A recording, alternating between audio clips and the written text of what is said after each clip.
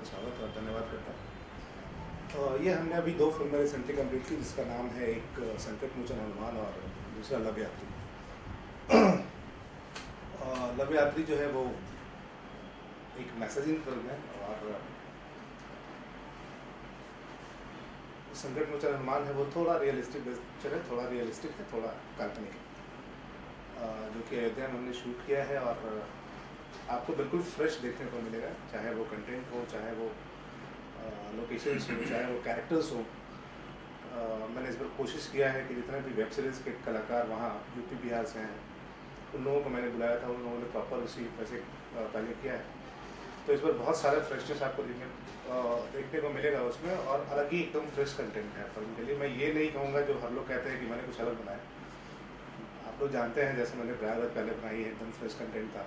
हर गंगे बनाई बिल्कुल fresh content था। वैसे ही संकट मोचन हनुमान एकदम से बिल्कुल ही आपको फ्रेश कंटेंट मिलेगा। धीरेन्द्र सर, जैसे कि संकट मोचन हनुमान की चर्चा जब से अनाउंसमेंट हुई है तब से हुई है, विवादों से भी काफ़ी नाता रहा है फिल्म का।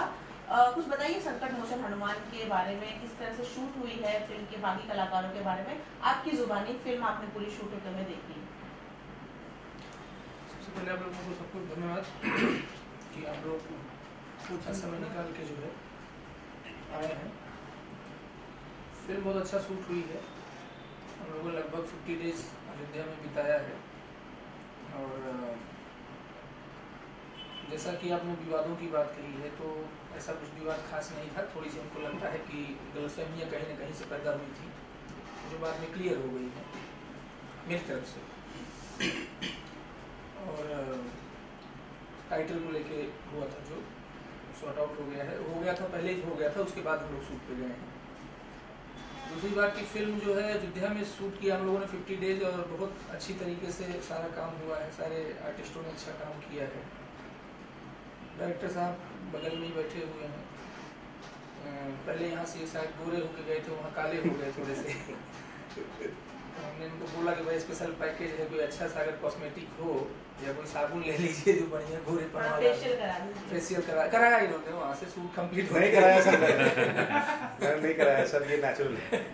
अच्छा चलिए, नेचुरल है। मुझे लगा कि अचानक से इतना बड़ा परिवर्तन कैसे आ गया कि शूट कंप्लीट होते ही नेक्स्ट डे इन्होंने बाल कट कराए, काले कराए। मुझे लगा हो सकता है फेशियल भी कराए होंगे।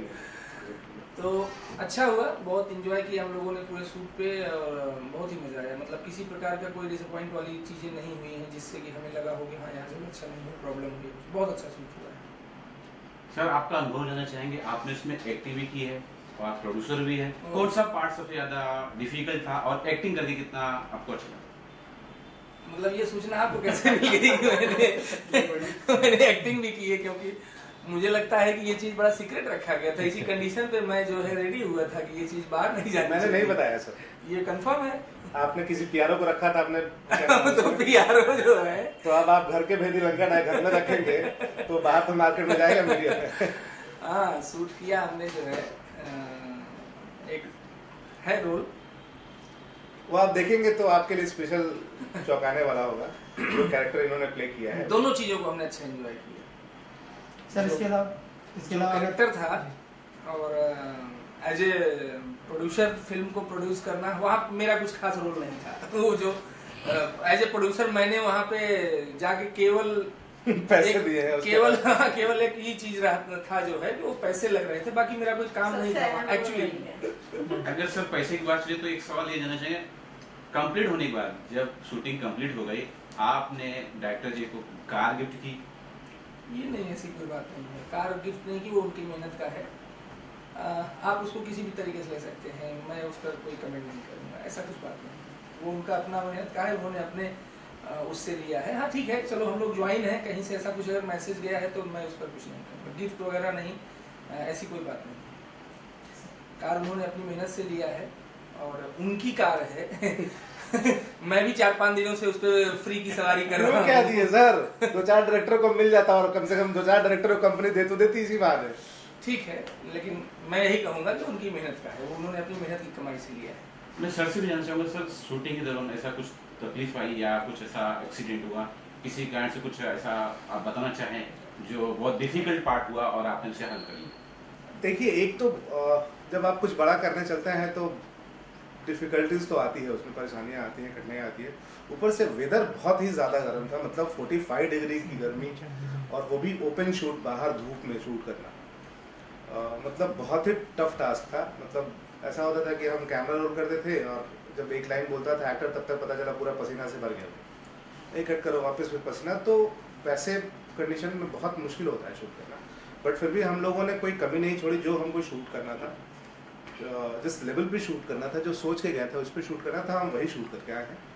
और आपको देख के लगा है कि हाँ, वापस चंदन उपाध्याय जिस चीज़ के लिए जाने जाते हैं, अपने अच्छी फिल्मों के लिए, अपने मेहनत के लिए, ना वो धूप देखते हैं, ना बरसात देखते हैं, ना ठंडी देखते हैं, मतलब उनको अच्छे फिल्म बनानी है तो वो बनाते हैं। तो उसके लिए मैं हमेशा से तैयार रहता हूँ, चूँकि दर्शक हों या फिर आप लोग हों, शायद आप लोगों का भी या दर्शक का सपोर्ट इसीलिए रहता है कि मैं कुछ अच्छा बना पाता हूँ।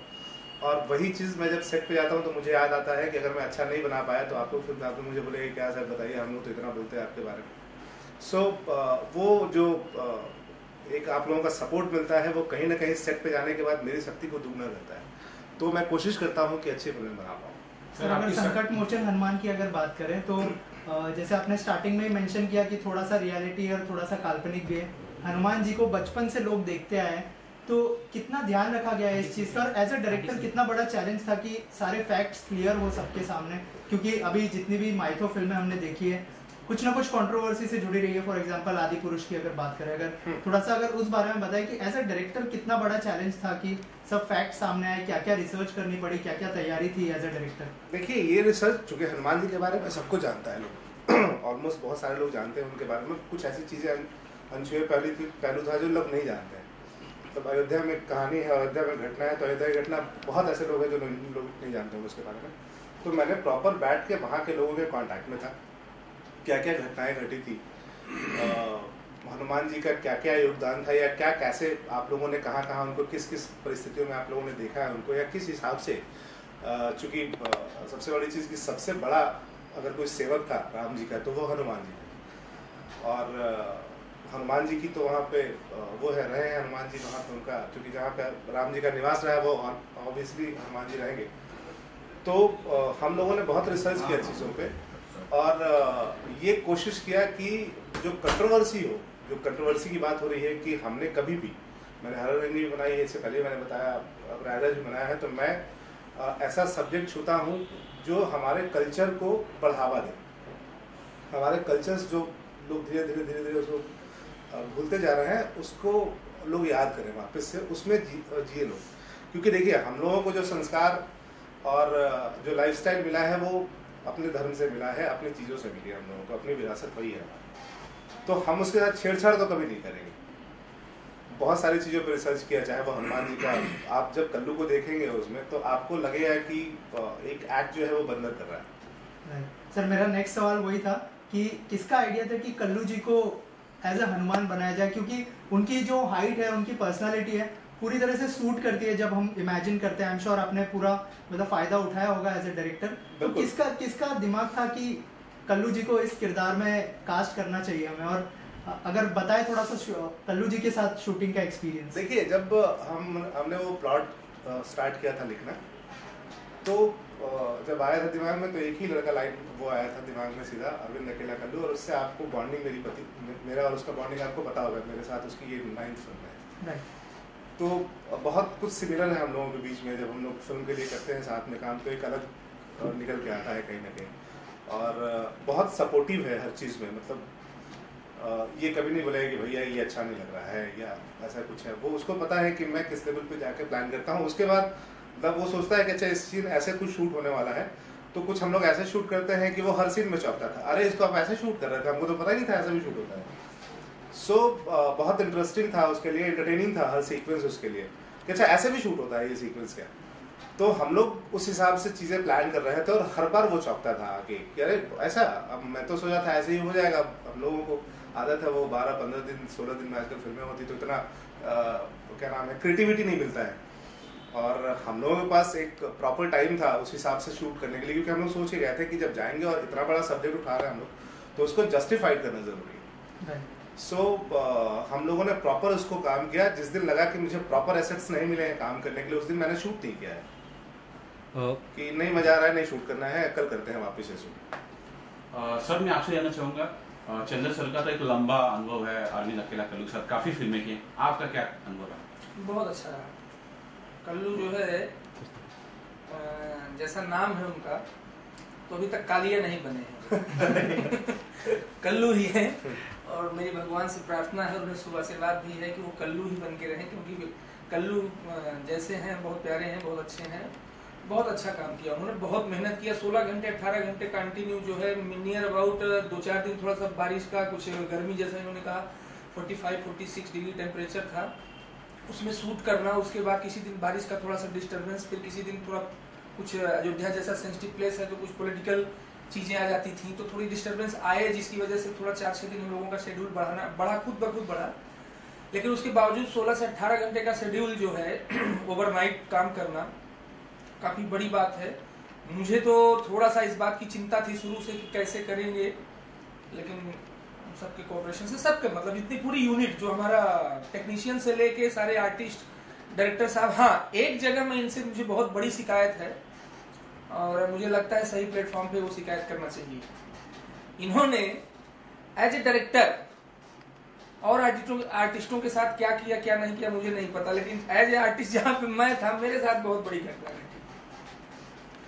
उस बात को मैं जो है हमेशा याद रखूंगा, और मुझे मौका मिला तो मैं उस बात का बदला भी क्या है घटना ऐसी हो सकती है कि आपका पेमेंट नहीं दिए? नहीं, पेमेंट की तो बात ही नहीं की, अभी तक भी नहीं किए हैं, उसका चर्चा भी नहीं करते हैं कि क्या मिलेगा क्या नहीं मिलेगा। चलिए वो खैर दूसरा सेकेंडरी मैटर है। मैटर ये है, इन्होंने मुझे एक दिन मतलब जो है पूरा रेडी करा के रखा दोपहर से शाम के 5 बजे तक। उसके बाद शूट स्टार्ट हुआ। जैसा कि भाई मैंने वैसे तो बहुत सारी प्ले किए थे, स्टेज प्ले किए थे, लेकिन कभी कैमरा नहीं फेस किया था। फर्स्ट टाइम में मैंने कैमरा फेस किया, जो कि मैं चाहता था, जबरदस्ती उतार दिया। और वो भी मजेदार बात, सरजू माता के बीच में, मतलब कैमरे वगैरह सब जितने भी थे सब बोट किए गए थे, शायद 2 बोट थे, और एक जो है वो जो कोई क्या बोलते हैं उसको स्टैंड टाइप का होता है, उस पर सब लगा के इन लोगों ने, और हमारे साथ कम से कम 15 से 20 लोगों की, जिसमें मैं लीड में था और मेरे सपोर्ट में कई सारे कैरेक्टर थे बीच में, मुझे उतार दिया इन लोगों ने। तो 2-3 रीटेक हुए, उसके बाद फाइनली जो है वो ओके हुआ कि हाँ सही हो गया। ओके होने के बाद ये मुझे बताते हैं कि सर ये फिर से हमें नेक्स्ट डे फिर से करना। मैंने कहा क्यों? बोले सूर्य अस्त हो चुके थे सूर्यास्त का सीन था वो, और सूर्य अस्त हो चुके थे, बट हमने कंटिन्यू रखा है। ये सीन ओके हुआ है, बट सूर्यास्त होने की वजह से हमें इसको फिर से शूट करना पड़ेगा, रीशूट करना पड़ेगा। तो वो भी मुझे बहुत मुझे बहुत गुस्सा आया, मुझे बहुत पेन हुआ कि यार इतना मुझे मेहनत करवाया इन लोगों ने, भीगे बदन सब 10 मतलब सरजू के अंदर जो है। खैर ये तो मेरा मतलब वो था, मजा आया, बहुत अच्छा लगा। जो है उन्होंने एक छोटा सा जो सूर्य अस्त हो गए थे लास्ट में, सिर्फ उस चीज के लिए इन्होंने वो पूरा का पूरा सीन एक दिन पूरा एक्स्ट्रा इन्होंने लिया, और उस दिन शायद थोड़ा 2-4 घंटे पहले से ही जो है उतार दिए थे। तो अच्छा रहा, मतलब मुझे लगता है कि चंदन जी की यही खासियत है कि ये एक अच्छा सीन बनाने के लिए पूरा दिन इंतजार कर सकते हैं, इसलिए अच्छे डायरेक्टर के अंदर एक काउंट भी होते हैं। पूरा टाइम इन्होंने, हालांकि ये मुझे अच्छा आर्टिस्ट माने ना माने, लेकिन मैंने अच्छे आर्टिस्ट का पूरा रोल प्ले किया है। नेक्स्ट डे मैं वहां कुर्सी लगा के पहले से ही बैठ गया था कि जैसे ही बोलेंगे मैं सरजू माता में कूद पड़ूंगा, कुछ भी हो जाए, अब की बार गड़बड़ नहीं होने दूंगा। इसका बदला अगली फिल्म में आप ले सकते हैं। बिल्कुल लूंगा मैं। अच्छा, बात हो रही थी अरविंद अकेला कल्लू जी की, तो धीरेन्द्र सर आपसे जानना चाहूंगी, क्या संकट मोचन हनुमान के लिए कल्लू जी ही आपकी पसंद है, या आपके डायरेक्टर साहब की उनके साथ पहले से कंफर्टेबल जो जोन है, इस वजह से कल्लू जी कास्ट हुए? नहीं, ऐसा कुछ कोई मतलब जबरदस्ती वाली बात नहीं थी। जब इस स्टोरी पे, इस स्क्रिप्ट पे हम लोगों का डिस्कशन हुआ, तो बट नेचुरली देखिए, आप क्रिएटिव हो, डायरेक्टर आप हो, काम आपको करना है, कंफर्ट एक सेकेंडरी चीज है, रोल में कौन फिट बैठ रहा है ये सबसे इम्पोर्टेंट बात होती है। किसी के साथ कंफर्ट होना पर्सनली, और जो चीज आप करने जा रहे हो, जो क्रिएट करने जा रहे हो, उसमें वो फिट बैठ रहा है कि नहीं बैठ रहा है, जो आपका एक फ्रेम होता है उस फ्रेम में। तो ये तो कोइंसिडेंट है कि दोनों चीजें हैं कि ये उनके साथ कंफर्ट भी थे और इस रोल में ऑलरेडी वो बहुत अच्छे से फिट बैठ रहे थे। और नो डाउट कल्लू ने बहुत अच्छा काम किया है। मतलब मैं कोई ऐसा मैनिपुलेट करके उनकी प्रशंसा नहीं कर रहा हूँ, बाय नेचर उन्होंने इतना अच्छा काम किया कि हम लोगों को कहीं से 1% भी ऐसा लगा हो कि भाई यहाँ पे चलो थोड़ी सी दिक्कत हुई है, कुछ भी नहीं। और रोल में तो बहुत ही अच्छा बैठे हैं, फिर बैठे हैं, पिक्चर आएगी आप लोग देखेंगे, बहुत मजा आया। मेरा एक सवाल आप दोनों से है, डायरेक्टर और प्रोड्यूसर साहब से। आजकल फिल्मों को देख के देखा जा रहा है सेंसर बोर्ड काफ़ी सख्त हुआ जा रहा है। आदिपुरुष के बाद अभी ओ माय गॉड भी जिस रिलीज़ होने पे है उसे भी काफ़ी मुश्किलों से सर्टिफिकेट मिला, वो भी ए रेटिंग सर्टिफिकेट। कहने का मतलब है क्या CBFC काफ़ी सख्त हो गई है आदिपुरुष की कंट्रोवर्सीज़ के बाद कि फिल्मों को बड़ी मुश्किल से सर्टिफिकेट मिल रहा है? ऊपर से आपकी भी फिल्मों के लिए क्या कुछ चल रहा है प्लानिंग, क्या उसे सर्टिफिकेट मिला है और कितना सीरियस है ये सर्टिफिकेट वाली जो चीज़ें है जिसमें काफ़ी टाइम लग रहा है आजकल? देखिए बहुत ज़रूरी है, अगर सेंसर बोर्ड सख्त हुआ है आज, भोजपुरी के लिए तो बहुत पहले से ही सख्त रहे हैं वो लोग, हर छोटी छोटी चीज़ों को लेके हमेशा कटिंग लगाते रहे हैं और कट्स करते रहे हैं। हिंदी सिनेमा के लिए नहीं था, बॉलीवुड के लिए नहीं था, बहुत इजीली हर चीज़ वो रिलीज कर पाते थे। लेकिन अगर सेंसर बोर्ड आज ये पार्सलिटी ना करके सबके लिए इक्वल भेदभाव किए बिना इक्वल है सबके लिए, तो ये बहुत अच्छी बात है। और रही बात मेरी फिल्मों के लिए, तो संकट मोचन हनुमान में वैसी कोई चीज़ है ही नहीं, ना वैसा कोई वल्गर सीक्वेंस है, ना वैसा कोई वल्गर लैंग्वेज है, ना वैसा कुछ सब्जेक्ट है जो समाज को क्या नाम है गलत दिशा में लेके जाएगा। तो मुझे नहीं लगता कि उसमें कुछ है ही इशू, कोई इशू ही नहीं। मैं उस पर कहना चाहूँगा कि हम लोगों ने जब फिल्म का मुहूर्त, वहाँ पे मुहूर्त शॉट होता है कि एक करके जो नारियल वगैरह किया जाता है जो, तो हमने वहाँ श्री राम जन्मभूमि के जो मुख्य पुजारी हैं सत्येंद्र दास जी महाराज, उनसे हमने निवेदन किया, पूरी स्क्रिप्ट पे, पूरी कहानी पे उनसे अकेले में थोड़ा सा डिस्कशन हुआ। वो बोले कि भाई मैं आज तक किसी फिल्म के मुहूर्त पे नहीं गया हूँ। तो हम लोगों ने प्रॉपर उनसे जो है निवेदन किया, उनके आश्रम पे जाके वहाँ पे उन्होंने हमसे पूरा सुना। और पूरे शूट के दौरान ऐसा बहुत कम होता होगा जब कोई संत महात्मा जो है आते हों, वहाँ पे बहुत सारे संत महात्मा लोग आते थे। और ज्यादातर तो शूट ही हमारा कई आश्रमों में, मठों में, ऐसी मंदिरों में, ऐसी जगहों पे हुआ है। तो शूट के दौरान वो लोग तो देख रहे हैं, और एक नहीं, कम से कम नहीं, कुछ तो सैकड़ों की संख्या में संत महात्मा लोग वहाँ रहते थे। पूरी कहानी हमारी बहुत ही साफ सुथरी है, किसी प्रकार का कोई कंट्रोवर्सी। देखिए हमें फिल्म बनाना था, हमें कंट्रोवर्सी नहीं चाहिए थी, हमें फिल्म साफ सुथरी अच्छी। और ये भी नहीं है कि हमारी फिल्म पूरी धार्मिक है, एक माइथो फिल्म नहीं है कि हम एक धार्मिक फिल्म बना रहे हैं, सोशल माइथो है। सब्जेक्ट हमारा हनुमान जी से रिलेटेड है, तो कहानी जो है उनको टच करती है। तो हमने पूरा इस बात का ध्यान रखा है। और अच्छी बात है कि अगर CBFC वाले, अगर ये सेंसर बोर्ड अगर सख्त हुआ है तो ये तो बहुत अच्छी बात है, उन्हें और पहले सख्त हो जाना चाहिए था। चलिए खैर अभी हुए हैं तो बहुत अच्छी बात है। अच्छा, मैं एक और जानना चाहता हूँ कि ऐसी रूमर है, अफवाह है, एक स्पेशल गाना यामिनी जी पे फिल्माया गया है, क्या ये सच है? और अगर सच है तो किस तरह का गाना है? देखिए वो संकट मोचन का नहीं है, वो लव यात्री का है जी, जिसमें एक स्पेशल नंबर है। और यामिनी और कल्लू के साथ बहुत टाइम बाद मुझे लगता है कि दोनों साथ में कमबैक करेंगे, साथ स्क्रीन शेयर करेंगे। तो मैंने कल्लू से बात किया इस मामले में, तो बोला मुझे कोई प्रॉब्लम नहीं है। यामिनी वहीं थी, अयोध्या में कोई एक और फिल्म शूट करे थे, तो मैंने उसको फ़ोन किया कि बेटा ऐसा ऐसा बात है, हम करना चाह रहे हैं। बोला सर बिल्कुल कर लीजिए, मुझे भी कोई प्रॉब्लम नहीं है। और क्यों प्रॉब्लम होगा, हम अच्छे फ्रेंड थे, अगर आज भी फ्रेंड है, ऐसा नहीं कि नहीं है। साथ काम नहीं कर रहे हैं या बातें हमारी नहीं होती, इसका मतलब ये नहीं कि हम काम नहीं करेंगे। देखिए ये प्रोफेशनलिज्म होता है, अगर आप जब साथ में हैं तब तक बहुत अच्छा है, और अब साथ में नहीं है उसके बाद फिर एक दूसरे का शक्ल नहीं देखना, दिस इज नॉट गुड। ये रिलेशन में नहीं चलता है और चलना भी नहीं चाहिए। खास करके जब तक रिश्ते हैं तब तक खुशी है, नहीं है कोई बात नहीं, जब मिलेंगे कम से कम इतना तो रहेगा कि एक दूसरे के साथ खड़े होकर स्माइल कर सकें। सो वो आई तो बहुत अच्छा, और लगा ही नहीं कि इतने दिन बाद वो लोग वापस काम कर रहे हैं। मतलब इतना बढ़िया उनका स्क्रीन शेयर था आपस में, इतना बढ़िया कंट्रीब्यूशन था दोनों की, फट से बहुत मजा आया करके। अगर लव यात्री के बारे में कुछ बता सके, किस तरह की कहानी है, क्या कुछ उसमें देखने को मिलेगा दर्शकों को? मैं बताता हूँ। लव यात्री में भाई साहब इन्होंने पूरी रात हमको जगाया है, ठीक है। यहाँ से लोकेशन ले जाके वहाँ, वहाँ से वहाँ, पूरी रात। शाम को 8 बजे शुरू होते थे, 9 बजे, सुबह के 5 बजे तक, 4 बजे तक टहलाते थे। कहानी क्या थी मुझे नहीं पता है। फिल्म शूट हो रही थी। कहानी ऐसा करते हैं हम लोग, हम भी और आप भी, जब फिल्म हम लोग रिलीज करेंगे तो मैं कोशिश करूंगा आप सब मीडिया बंधुओं को हम इनवाइट करें, और हम लोग एक थिएटर में कहीं ना कहीं ऐसा बुक करेंगे, ये मेरी तरफ से प्रॉमिस है आप लोगों को। बशर्ते कि एक प्रॉमिस आप करिए कि आप मुझे इस बात को याद दिलाएंगे कि मैंने ऐसा कोई प्रॉमिस किया था। ठीक है, टाइम आने पे। ये पूरी जर्नी है, बेसिकली एक रात की जर्नी है और पूरी ट्रैवलिंग पिक्चर है। आपको इसमें मस्ती भी देखने को मिलेगा, रात में क्या क्या घटनाएं हो सकती है। एक लड़की अगर रात को निकली है अकेली, तो एक सुनसान शहर में रात को उसके साथ क्या क्या परेशानियां हो सकती है, किस तरह के उसको प्रॉब्लम्स झेलने पड़ेंगे रात को। और उसमें एक जो जर्नी है लव की, वो ट्रायंगल लव है उसमें, और कैसे कैसे क्या जर्नी है। तो पूरी एक रात की ही कहानी है। रात को 10-9 बजे शुरू होती है वो फिल्म, सुबह 4 बजे खत्म हो जाती है।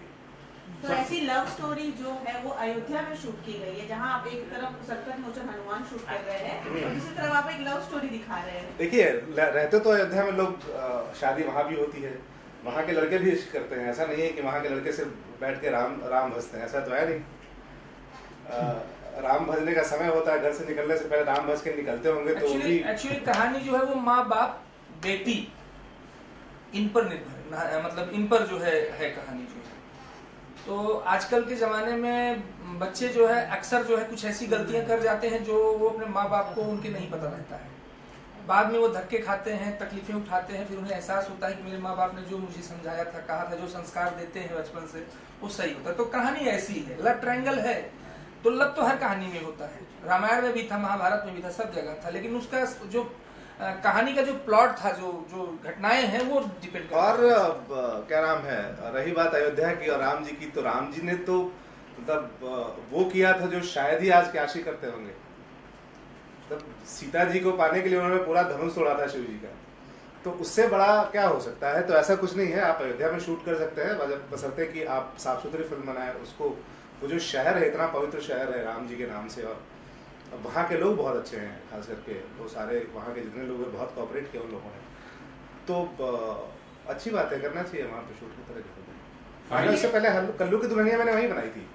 जी धीरेन्द्र सर, जैसे कि भोजपुरी थिएटर्स बहुत कम रह गए हैं, बहुत थिएटर्स की हालत काफ़ी अच्छी नहीं है। फिल्म के रिलीजिंग को क्या सोचते हैं आप? क्या मल्टीप्लेक्स में भी फिल्म देख सकेंगे दर्शक? ये आपने सही सवाल किया है। इसके बारे में कुछ एक इंटरव्यूज वहाँ पे हुए थे, मैंने उस पर बोला था, मैं फिर से आप लोगों से बोलूँगा कि हम संकट मोचन हनुमान को जो है बड़े पर्दे पे मल्टीप्लेक्स में ही लेके आ रहे हैं। और हमारी कोशिश है कि जितनी जल्दी से जल्दी उसे, चूँकि पोस्ट प्रोडक्शन में डाला गया है, कितना टाइम लगेगा कितना नहीं लगेगा वो थोड़ा अभी तुरंत कहना थोड़ा सा मुश्किल है, लेकिन जितनी जल्दी हो सकेगा हमारी तरफ से कोशिश है। और हम लोग मल्टीप्लेक्स में ही लेके आ रहे हैं। अब टाइम जब थोड़ा और नज़दीक आएगा तो शायद हम आप लोगों से फिर से मिलेंगे, फिर अनाउंसमेंट इस बात का करेंगे कि हम किस तरीके से, क्योंकि थोड़ा प्लान जो है वो बनाने में हमें थोड़ा सा 10-20 दिन का वक्त चाहिए, जब तक ये ना कंफर्म हो जाए कि हमारा पोस्ट प्रोडक्शन में कितना टाइम लगने वाला है।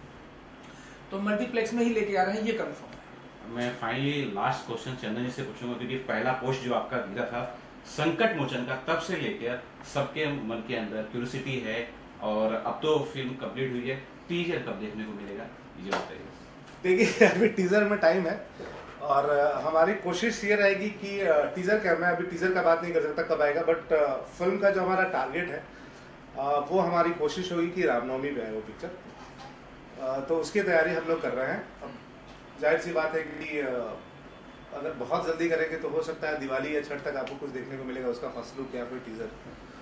तो वो कोशिश रहेगी हमारी करने के लिए, और अलग देखने को मिलेगा आपको। डेफिनेटली मैं बता सकता हूँ इतना श्योरिटी के साथ कि जब वो चीज़ें आएंगी आपको तो सच में लगेगा कि हाँ, क्या वापस से चंदन उपाध्याय की जो अपनी मेहनत होती है वो फिल्म में दिखती है, वो दिखेगी आपको 100%। Thank you sir.